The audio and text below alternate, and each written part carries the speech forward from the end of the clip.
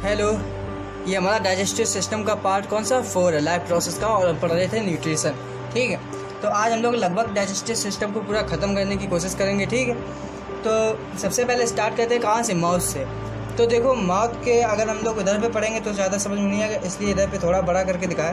तो अगर देखो, ये वाली कौन सी अपनी नली है, ये हमारी नोज़ वाली नली। ठीक है, नासा मार्ग। इसके बाद ये कौन सा हमारा, ये मान लो माउथ है। ठीक, क्या है, माउथ। अच्छा, अब देखो, ये अगर देख पा रहे हो तो इसको हम लोग बोल दे रहे क्या, टंग है। ठीक है, और देखो इसके बाद देखो क्या है, ये टंग होगी अपनी, और जो ये ऊपर वाली है इसको बोलते हैं क्या, सॉफ्ट प्लेट। सॉफ्ट प्लेट, ठीक है, सॉफ्ट प्लेट हो गई। सबसे पहले नाम जान लो, फिर बात करेंगे कि वर्क कैसे करते हैं। ठीक है, इसके बाद ये टेढ़ा सा भाग दिख रहा है, इसको बोलते हैं यूवियोला। मतलब कि जो अपने जीभ के जस्ट ऊपर वाला भाग होता है वो क्या होता है, वो हमारा होता है सारा का सारा सॉफ्ट प्लेट। ठीक है, और उसके पीछे ही से बनी होती है क्या, यूवियोला। यूवियोला मतलब आप बोलते हैं जो काग नहीं होती है, चिरैया बोलते हो जिसको, जो बीच में अपने गले में लटकती रहती है। ठीक है, तो इसका भी बहुत एक ज़रूरी काम होता है। देखो क्या होता है, तो सबसे पहले देखो सॉफ्ट प्लेट, फिर उसके बाद यूवियोला का वर्क देख लो। यूवियोला देखो, एक तो हमारे बोलने में काम करती है, ठीक है, स्पीकिंग में, और इसके बाद ये और किस में वर्क करती है अभी जान लेना। ठीक है, इसके बाद देखो टंग के बारे में अगर देखोगे तो टंग हमारी क्या है, टंग हमारी सबसे मजबूत मांसपेशी है। ठीक है, इसके बाद देखो यहीं पे क्या होती है अपनी, अब हम लोग ग्लैंड्स को भी साथ में पढ़ेंगे। ठीक है, तो ग्लैंड्स में देखो सबसे पहले अपनी ग्लैंड्स कौन सी आएगी, अगर बात करें तो कौन सी आएगी, स्लेवरी ग्लैंड्स। ठीक है, स्लेवरी ग्लैंड्स, और इनके ये कितनी होती हैं अगर बात करें तो 3 पेयर्स होती है, मतलब कि 6 होती हैं, 3 जोड़ी। ठीक है, 3 पेयर्स होते हैं। कौन कौन सी होती है 3 पेयर्स, इसके बारे में देखो। चलो इसको सबको ख़त्म करें फिर अपना बात करें। तो देखो सबसे पहला कौन सा है, अगर बात करें तो होगी अपनी पैरोटिड। पैरोटिड ग्लैंड मतलब कर्णमूल। दूसरी कौन सी होगी हमारी, सब मैक्सिलरी। सब मैक्सिलरी, ठीक है, और तीसरी कौन सी होगी अपनी, सब लिंगुअल। सब लिंगुअल, ठीक है, कर्णमूल, अधोहनु, अधोजिह्वा। एक होती है अपने नीचे वाले जो जबड़े होते हैं उसके जस्ट पीछे साइड होती है, एक होती है सबलिंगुअल मतलब जीभ के नीचे, और एक होती है कानों के थोड़े नीचे। ठीक है, तो ये 3 पेयर्स होते हैं, एक इस तरफ और एक लेफ्ट साइड और एक राइट साइड। ठीक है, चलो अब इसके बाद देखो क्या है कि हमारा जैसे ही, तो इसमें से एक जो एंजाइम निकलता है उसको भी जान लो, वो कौन सा एंजाइम है, टाइलिन एंजाइम। ठीक है, लार्गेंथियोस से अपना कौन सा एंजाइम निकलता है, टाइलिन एंजाइम। एक जगह हम पिछले वाले वीडियो में एमाइलेज मेंशन कर गए थे, तो उधर वो गलत है। ठीक है, असल में होता है कौन सा है, टाइलिन। एमाइलेज एंजाइम हमारा किससे निकलता है, पैनक्रियाज से। ठीक है, अभी जिसके बारे में आगे बात करेंगे।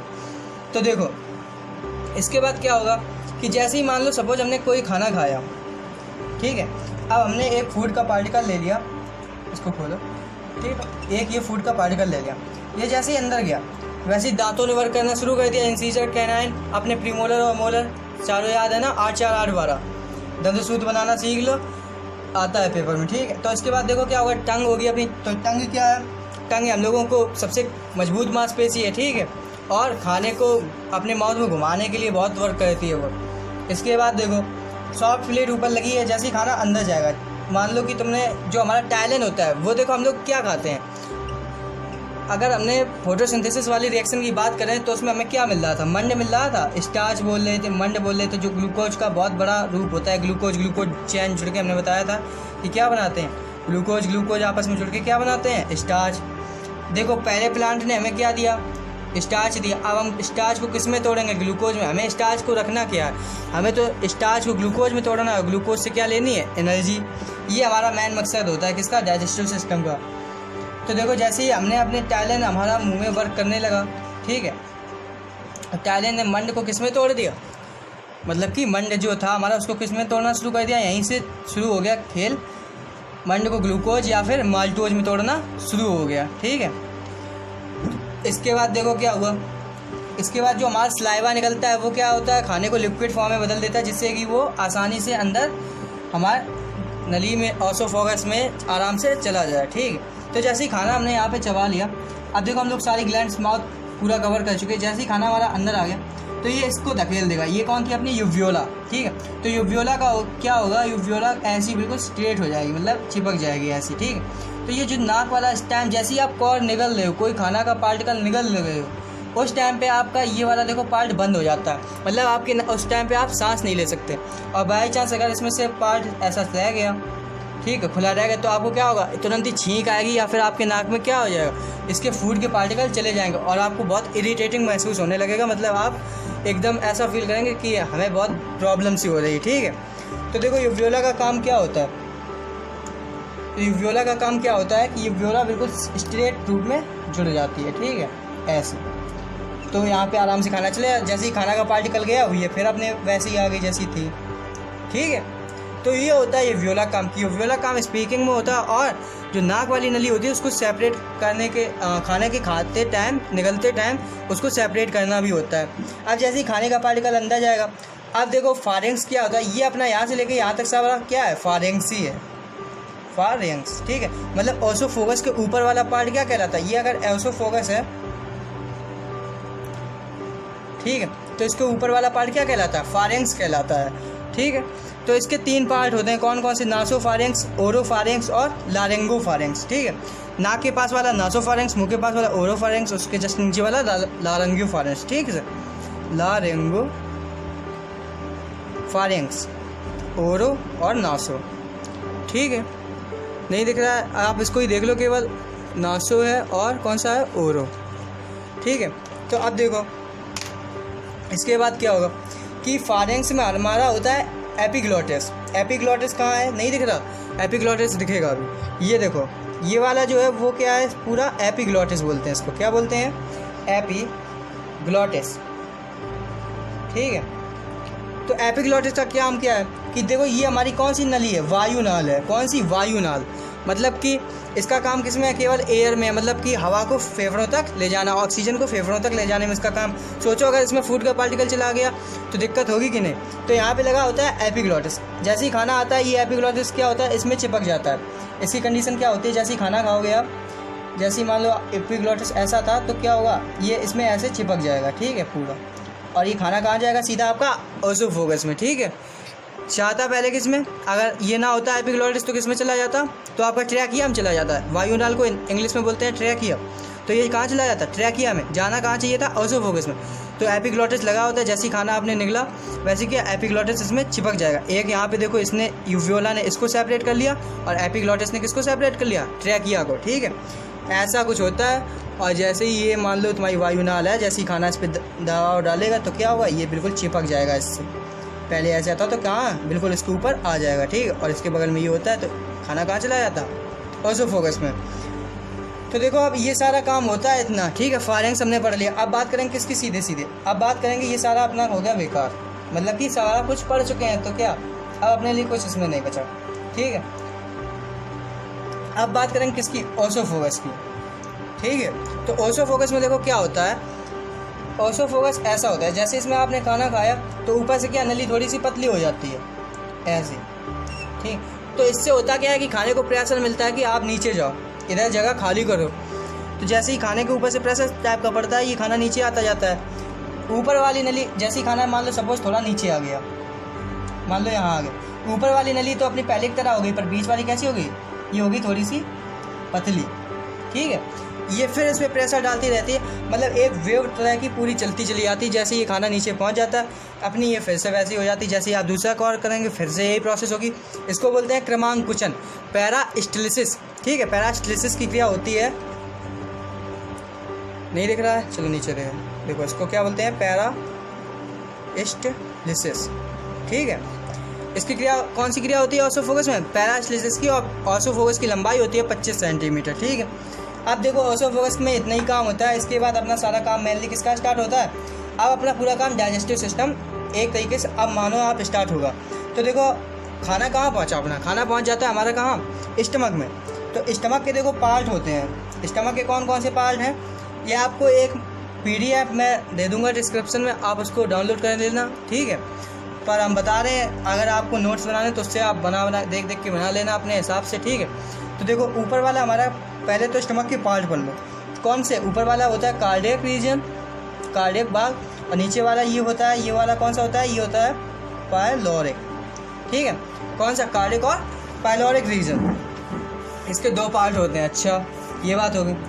आप देखो स्टमक के जो अंदर वाला पार्ट होता है, ठीक है, अंदर वाला, इसके अंदर एक मेम्ब्रेन लगी होती है जिससे क्या हमारे पेट की रक्षा होती है। असल में हमारे पेट में कौन सा HCl भी बहता रहता है। ठीक है, सोचो अगर HCl अगर अंदर बना रहेगा तो क्या पेट थोड़ा कम, स्टमक जो है अंदर वो बड़ा कमज़ोर होगा और उसको निकाल के बाहर आ जाएगा HCl, क्योंकि HCl तो एक खाल को मतलब जो भी आपकी वो होगी नली टाइप की है, एक ये है तो एक प्रकार का वो ही मांसपेशी रूप। ठीक है, तो क्या होगा, ये इसको पार करके बाहर आ जाएगा। तो ऐसा इसको बचाने के लिए एक झिल्ली लगी होती है, उसको बोलते हैं म्यूकस मेम्ब्रेन, इसको बोलते हैं हिंदी में श्लेष्म कला, इंग्लिश में क्या बोलते हैं, म्यूकस मेम्ब्रेन, म्यूकस मेम्ब्रेन। ठीक है, तो इसका काम क्या होता है, इसका काम यही होता है कि आपको HCl से अपने स्टमक की रक्षा करनी है। ठीक है, इसके बाद देखो हमने ये बता दिया कार्डिक रीजन और पाइलोरिक रीजन। इसके बाद देखो क्या होता है इसमें जो है, चलो इसको फिर से बना लेंगे। इधर देखो, तो देखो क्या होता है कि अपना जैसे ही खाना मान लो इसमें आ गया, तो इसमें इधर पे जैसे म्यूकस मेम्ब्रेन में जगह जगह पे जठर ग्रंथियाँ होती हैं। मतलब कि क्या होता है कि जो मतलब कि एंजाइम को स्रावित करेंगे, ऐसी ग्रंथियाँ होती हैं। तो इसमें से एक जूस निकलता है, उसका नाम क्या है, उसका नाम है गैस्ट्रिक जूस। गैस्ट्रिक जूस निकलता है। एंजाइम निकलते हैं दो टाइप के, कौन कौन से, पेप्सिन और रेनिन, पेप्सिन और रेनिन। अच्छा, हमारे पेट में अधिकतम पाचन किसका होता है पूरा, जैसे मुंह में अगर बात करिए तो किस में हुआ था, मंड का। तो अपने पेट में जो है स्टमक में है किसका पाचन होता है मेनली, इसमें होता है प्रोटीन का पाचन। पेप्सिन भी प्रोटीन पे काम करता है और रेनिन भी प्रोटीन पे काम करता है। इसमें ही HCl निकलता है। तो देखो HCl का काम क्या होता है, मान लो आपने सपोज कुछ ऐसा उल्टा सीधा खा लिया था जिसे आपको नहीं खाना था, तो HCl क्या उसको डैमेज कर देता है, उसको ख़त्म कर देता। ठीक है, तो रेनिन देखो किस पे काम करता है, ये काम करता है दुग्ध प्रोटीन पे। किस पे, दुग्ध प्रोटीन पे। तो दुग्ध प्रोटीन को रेनिन देखो किस में बदल देता है, Ca+2 की हेल्प से ये दुग्ध प्रोटीन को बदल देता है किसमें, पैरा कैसीन में, पैरा कैसीन में बदल देता है। ठीक है, तो देखो रेनिन दुग्ध प्रोटीन पे काम करता। अब ये सारे आप नोट कर लो कि गैस्ट्रिक जूस निकलता है, पेप्सिन निकलता है, रेनिन निकलता है और HCl निकलता है। ठीक है, चलो तो देखो अब क्या है, अब बचा अपना पेप्सिन। तो पेप्सिन देखो किस पे काम करता है, ये भी प्रोटीन पे काम करता है। प्रोटीन को किस में बदल देता है, ये प्रोटीन को बदल देता है पॉलीपेप्टाइड में, पॉलीपेप्टाइड में, और इसके साथ साथ किस में, पेप्टॉन्स में, पेप्टॉन्स में। देखो प्रोटीन की अगर सबसे छोटी इकाई पूछी जाए, जैसे आपसे पूछा जाए कार्बोहाइड्रेट की सबसे छोटी इकाई, तो आप क्या बताएंगे, ग्लूकोज। ऐसी प्रोटीन की अगर सबसे छोटी इकाई पूछी जाए तो किस में बताना होगा, अमीनो अम्ल में।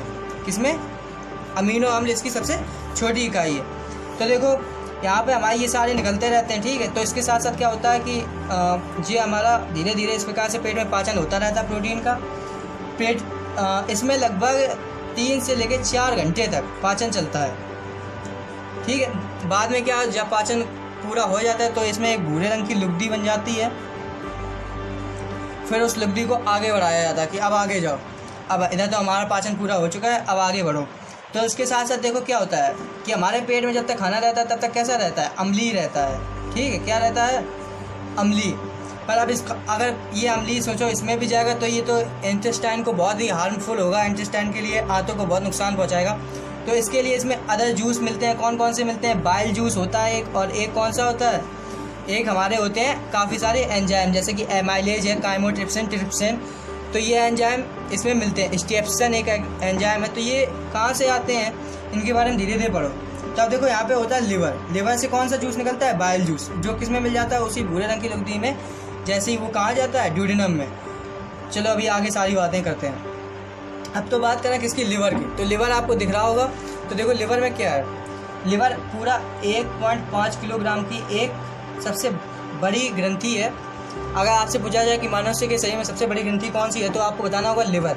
लिवर अपने शरीर का 1/3 रक्त का जो पार्ट होता है वो भी अपने साथ ही रखता है। मतलब इसमें पूरे बॉडी का 1/3 पार्ट ब्लड होता है। ठीक है, अगर आपने कुछ ऐसा आपके शरीर में बन गया जो आप नहीं बनना चाहिए था, तो वो क्या है, लिवर के पास आ जाता है। और इसके साथ साथ जैसे आपने प्रोटीन से आपका पाचन हो रहा था, तो साथ साथ क्या पता इसमें अमीनो अम्ल बन रहे थे। ठीक है। तो ये अमीनो अम्ल कहाँ जाएंगे, अमीनो अम्ल ये अभी मैं फैक्ट बता रहा हूँ केवल लिवर के। तो ये देखो ये अमीनो अम्ल भी कहाँ जाएगा, इसी में जाएगा, ठीक है। अमीनो अम्ल इसमें पहुँच गया और उसको ये किस में बदल के, यूरिया में बदल के क्या करेगा, अब एजेशन की क्रिया होगी, ठीक है, बाहर निकाल देगा। अच्छा, इसके बाद देखो और क्या फैक्ट है, सबसे बड़ी ग्रंथि होगी। इसके साथ साथ देखो ये क्या है, ये अपना डाइजेस्टिव सिस्टम में काम करता है और किस में काम करता है, ये हमारा उसमें काम करता है एजेशन की प्रोसेस में, ठीक है, साथ साथ। अच्छा, इसमें से अब देखो बात करें सीधे सीधे जूस की, तो कौन सा जूस निकलता है, बाइल जूस निकलता है। पूरे में बाइल जूस होता है, नलियाँ टाइप की लगी होती है, उससे धीरे धीरे निकल के कहाँ जाता है, ये गॉल ब्लैडर में जाता है। कहाँ जाता है, पहले ये इकट्ठा होता है किसमें, गॉल ब्लैडर में, ठीक है। फिर जैसी जैसी ज़रूरत पड़ती जाती है वैसी वैसी गॉल ब्लैडर से जूस ड्यूडेनम में पहुँचता जाता है, ठीक है। तो गॉल ब्लैडर है ये अपना, इसको हिंदी में बोलते हैं पित्ताशय, लिवर को बोलते हैं यकृत, ठीक है। इसका कलर और देख लो, इसका कलर होता है भूरा या फिर आप कह सकते हैं कि चॉकलेटी कलर इसका होता है। अच्छा, तो ये बात होगी लिवर की। देखो बाइल जूस अपना निकलता रहता है, इसमें कोई एंजाइम वगैरह नहीं होता है, ठीक है। तो सबसे पहले लिवर से कहाँ जाएगा, गॉल ब्लैडर में, गॉल ब्लैडर से ड्यूडेनम में, ठीक है। तो ये अपनी क्या है, ड्यूडेनम। अच्छा, तो ये अपने हो गए लिवर से जुड़े हुए सारे फैक्ट। तो बाइल जूस अगर आपसे पूछा जाए कि बाइल जूस कहाँ से निकलता है, तो आपको बताना है किस में से निकलता है। अच्छा, तो बाइल जूस देखो किस में काम करता है, बाइल जूस प्रोटीन के पाचन में काम करता है, ठीक है। तो चलो अब बात करते हैं किसकी, पैनक्रियाज की, ठीक है। तो अपना अमाशय भी, स्टमक भी हो गया पूरा, ठीक है। तो ये नली थी अपने स्टमक से जो निकली थी, ये यहाँ पे इधर पे स्टमक था अपना पूरा और इससे ये नली निकली थी। अब इसके आगे पढ़ेंगे, ठीक है। तो देखो क्या है कि अब बात करें किसकी, पैनक्रियाज की, साथ ही में जुड़ा था तो उसकी भी बात करें। तो पैनक्रियाज का देखो कैसा होता है, सी शेप का पैनक्रियाज बोला। अगर आपसे पूछे जाए जे शेप की कौन सी ग्रंथि है, तो आपको क्या बताना है, स्टमक जो है अपना कैसा होता है, जे शेप का। आपने देखा होगा कि ऐसे जब बनाते हैं इसको, तो कैसे बनाते हैं, देखना ऐसे बनाते हैं, तो ऐसे बनाना पड़ता है जे टाइप का। तो समझ लो आपकी कि हाशिए का आकार का पूछा जाए या फिर आपसे पूछा जाए कि जे शेप का कौन होता है, तो आपको बताना है सीधा सीधा कौन सा, अपना स्टमक। तो अब देखो इसमें ये अपना होता है पैनक्रियाज। तो पैनक्रियाज के दो पार्ट होते हैं, कौन कौन से, एक होता है एक्सोक्राइन और एक होता है एंडोक्राइन, ठीक है। तो देखो एक्सोक्राइन में क्या होता है कि एक्सोक्राइन अपना बहिस्रावी, कौन सा, एक्सोक्राइन कैसा, बहिस्रावी, ठीक है। तो एक्सोक्राइन क्या होता है, बहिस्रावी। एंडोक्राइन का होता है अंतःस्रावी भाग। तो दो पार्ट होते हैं पैनक्रियाज के। तो पहले कौन सा पढ़ोगे, एक्सोक्राइन पढ़ेंगे पहले, ठीक है, क्योंकि ये डाइजेस्टिव सिस्टम में काम आ रहा। तो देखो इसमें से कौन कौन से एंजाइम निकलते हैं, अपना निकलता है काइमोट्रिप्सिन,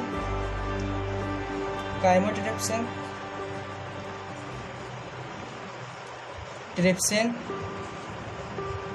और एमाइलेज, स्टेप्सिन, ठीक है, इतने काफ़ी है। देखो तो एमाइलेज जो पूरा वर्क करता है, किस पे वर्क करता है, ये अपना वर्क करता है पूरा का पूरा उस पर ग्लूकोज वगैरह, मंड वगैरह, ठीक है। और ट्रिप्सिन वगैरह अपने प्रोटीन पे काम करते हैं। स्टेप्सिन किस पे काम करता है, ये अपना करता है वसा पे काम। तो मतलब कि सबका अपना अलग अलग काम है कि आप इस पे जाओ, इस पे वर्क करो जाके, इसको पचाओ जाके, तो ये सारे मिलके ड्यूडेनम में पहुंच जाते हैं। अच्छा, इन दो अगर बात करें लिवर और, तो ये सारे जितने भी जूस यहाँ से निकल रहे हैं, ठीक है, ये सारे किसके अंदर आ जाते हैं, एक जूस बना के पूरा पैनक्रियाज भेजता है इनको, उस जूस को बोलते हैं पैनक्रियाटिक जूस, जो कि क्षारी होता है। और बाइल जूस भी क्षारी होता है। तो आपने पढ़ा था कि स्टमक से जब हमारा वो निकल रहा था लुगदी टाइप की, तो वो कैसी थी, पूरी अम्लीय थी, उसमें क्या मिल जाएगा, क्षारी। ये पूरा क्षारीय कितने पीएच का होता है, 7.7 पीएच का, ठीक है। ये किस में मिल जाएगा, उस अम्ल में मिल जाएगा और उसको क्या कर देगा, ये इतना काबिल बना देगा कि वो इंटेस्टाइन को हार्म ना करे, ठीक है, उसको कोई हानि ना पहुँचाए। तो ये थी पैनक्रियाज की बात। तो पैनक्रियाज का ये जो बाहरी पार्ट होते हैं उससे कौन कौन से निकलते हैं, काइमोट्रिप्सिन, ट्रिप्सिन, एमाइलेज और स्टेप्सिन, ठीक है। अब बात करें अगर कि पैनक्रियाज के अंतःस्रावी भाग से कौन सा हमारा हार्मोन निकलता है, तो वो होता है इंसुलिन। एंडोक्राइन मतलब अंतःस्रावी। तो उससे कौन सा निकलता है, तो उससे देखो हमारा निकलता है कौन सा, इंसुलिन। तो इसका काम किस में आता है, इसका काम होता है कि ग्लूकोज जो एक्स्ट्रा हमारे शरीर में है इसको बदल दो किस में भैया, इसको बदल दो ग्लाइकोजन में। अगर ये ग्लूकोज अपने शरीर में ज़्यादा रहेगा तो क्या होगा, डायबिटीज़ हो जाएगी यार बंदे को, ठीक है। तो बंदे को डायबिटीज़ ना हो, इसके लिए क्या निकलता है, इंसुलिन निकलता है। अच्छा, अंतःस्रावी भाग को और एक बात बोलते हैं, एक दूसरी भाषा में क्या कुछ बोलते हैं, तो उसका नाम है क्या, उसका नाम है लैंगरहैंस की द्वीपकाएं, मतलब आइसलैट्स ऑफ लैंगरहैंस, आइसलैट्स ऑफ लैंगरहैंस। ठीक है, तो अंतःस्रावी इंसुलिन ग्लूकोज किस में बदलता है, ग्लाइकोजन में। ठीक है, किस में बदल देता है, ग्लाइकोजन में। ये पूरी प्रोसेस क्या कहलाती है, ग्लाइकोलिसिस की पूरी प्रोसेस कहलाती है। ठीक है, अच्छा, ये अपना एक बात हो गई कि अंतःस्रावी इंसुलिन ग्लाइकोज और ग्लाइकोजन की। अच्छा, अब देखो आगे क्या करना है, क्या करना है आगे, चलो स्टार्ट करो। देखो, अब अपना ये बात होगी पूरी पैनक्रियाज की। अब बात करेंगे किसकी, स्मॉल इंटेस्टाइन की। सीधे आप तो स्मॉल इंटेस्टाइन में देखो क्या होता है कि स्मॉल इंटेस्टाइन से पहले जुड़े हुए सारे फैक्ट देख लो क्या होते हैं। तो स्मॉल इंटेस्टाइन भैया अपनी 6.5 मीटर से लेकर कितनी 7 मीटर तक लंबी होती है। ठीक है, और इसका जो अगर गोला भाग देखें तो ये पूरा कितना होता है, 2.5 सेंटीमीटर होता है। ठीक है, अच्छा, 7 मीटर की उसको बोलते हैं छोटी आँख, और होती है बहुत लंबी।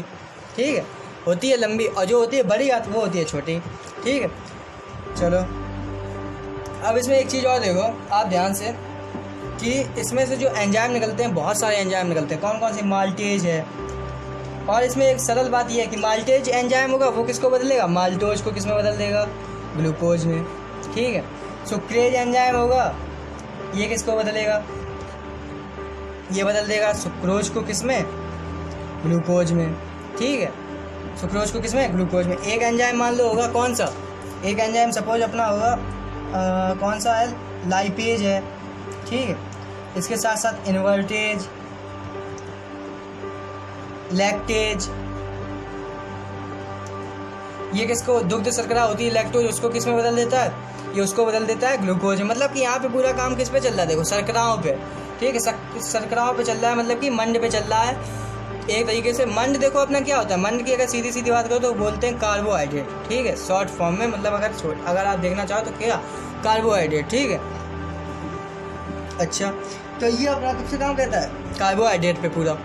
अच्छा, अब इसके बाद देखो लाइपेज, इन्वर्टेज, लैक्टेज जैसे एंजाइम होते हैं इसमें। ठीक है, तो इसके अंदर देखो होता क्या है, इसके अंदर ऐसी एक उंगली टाइप की होती है, मतलब कि इसको होती है बहुत छोटी है, क्योंकि छोटे छोटे से बहुत सारे होते हैं। ठीक है, तो इनको बोलते हैं विली, या फिर बोलते हैं क्या, देखो स्मॉल इंटेस्टाइन में अपने 2 काम होते हैं। कौन कौन से, एक होता है डाइजेस्ट भी होता है इसमें, साथ साथ और क्या होता है, एब्जॉर्प्शन का, मतलब अवशोषण भी होता रहता है। जो पच गया है उसको भैया एब्जॉर्ब भी करते चलो, आगे के लिए मत छोड़ो कि आगे होगा। अब कहाँ होगा, यहीं पे एब्जॉर्ब होना है सारा का सारा। ठीक है, तो यहाँ पे क्या होता है, डाइजेस्ट होता है और इसके साथ साथ एब्जॉर्ब होता है। तो देखो एब्जॉर्ब कैसे होता है कि छोटी इतनी बड़ी बड़ी क्या होती हैं, ऐसी बहुत पतली पतली सी विली होती हैं इसके अंदर। तो ये क्या करते हैं, जो कुछ बच गया इसके अंदर देखो क्या होता है कि रक्त कोशिकाएं होती हैं, रक्त केशिकाएं, और क्या होता है, लसिका केशिकाएं। तो ये क्या करते हैं कि भैया जितना भी ग्लूकोज बनाया उसको क्या जल्दी जल्दी खींचते चलो, तो क्या ग्लूकोज बनता जाता है और इसको ये लोग खींचते जाते हैं। इसके साथ साथ ये एंजाइम इसमें काम करते रहते हैं। डाइजेस्ट जो नहीं होता उसको डाइजेस्ट करते हैं, जो डाइजेस्ट हो चुका उसको क्या कहते हैं, एब्जॉर्ब करते हैं। अच्छा, तो बात हो गई स्मॉल इंटेस्टाइन की। अब इसके बाद देखो क्या है, इसके बाद है हमारा क्या, यहाँ पे देखो स्मॉल इंटेस्टाइन के 3 पार्ट भी होते हैं। कौन कौन से होते हैं, तो पहला पार्ट होता है अपना ड्यूडेनम, ठीक है, दूसरा कौन सा, जेजुनम, और तीसरा होता है इलियम। ठीक है, तो चलो, तो देखो क्या होता है, ड्यूडेनम में अपना क्या है कि जो ऊपर वाला थोड़ा पार्ट है, ड्यूडेनम क्या बीच वाला पार्ट है, और इलियम लास्ट वाला पार्ट। तो देखो इलियम के बाद ये किस में बदल जाती है, स्मॉल इंटेस्टाइन होती है, फिर इलियम के बाद किस में बदल जाती है अपनी, ये बदल जाती है लार्ज इंटेस्टाइन में। लार्ज इंटेस्टाइन में देखो क्या होता है, लार्ज इंटेस्टाइन में जितना भी आपका वाटर बचा हुआ था जिसको एब्जॉर्ब नहीं कर पाया, या फिर साल्ट बचे थे, ठीक है, तो इनको लार्ज इंटेस्टाइन कहता है भैया हमारे पास, हम तो लास्ट है, हमें ही तो एब्जॉर्ब करना है, बाकी कुछ बचा नहीं। तो जितना भी बचा हुआ पार्ट होता है वो क्या लार्ज इंटेस्टाइन एब्जॉर्ब कर लेता है। इसके बाद देखो क्या होता है, जो कुछ बचा हुआ है अब वो क्या आ जाएगा, वेस्ट आएगा, अब उसका कोई यूज़ नहीं है। मतलब कि इतना सारा डाइजेस्ट होते हुए चला आया, एब्जॉर्ब होते हुए चला है, अब जो कुछ बचा मान लो वो बेकार, तो उसको क्या बाहर करना है। इसके साथ साथ ये एक जुड़ा है हमारा रेमिनेंट, यहाँ पे देखो एक ये जुड़ा दिख रहा है, इसका कोई वर्क ही नहीं है। ये क्या है, इसको बोलते हैं अपेंडिक्स, ठीक है। तो अपेंडिक्स क्या होता है? देखो अपेंडिक्स जो हम लोग कच्चा भोजन करते थे, ऐसे ही घास फूस वगैरह खाते थे, तो इसका यूज़ था। पर अब हम लोग पका पकाया भोजन करते हैं तो इसमें से जो जूस निकलते हैं उसका कोई मतलब कि इम्पोर्टेंस ही नहीं बचा, मतलब इसका वर्क ही ख़त्म हो गया अब। तो क्या है, धीरे धीरे ये एक रेमिनेंट हो गया, मतलब कि बस ऐसे ही अपने पास पड़ा है। तो देखो क्या होता है कि अब होता क्या है कि ये इसमें सूजन आ जाती है कभी कभार, तो मरीज़ को दिक्कत होती है, पेशेंट को। तो क्या है, ये फालतू में लगा है तो डॉक्टर इसको क्या कर देते हैं, कट कर देते हैं इधर से। इसका कोई पार्ट है नहीं, भाग है नहीं, इसका कोई मतलब है नहीं।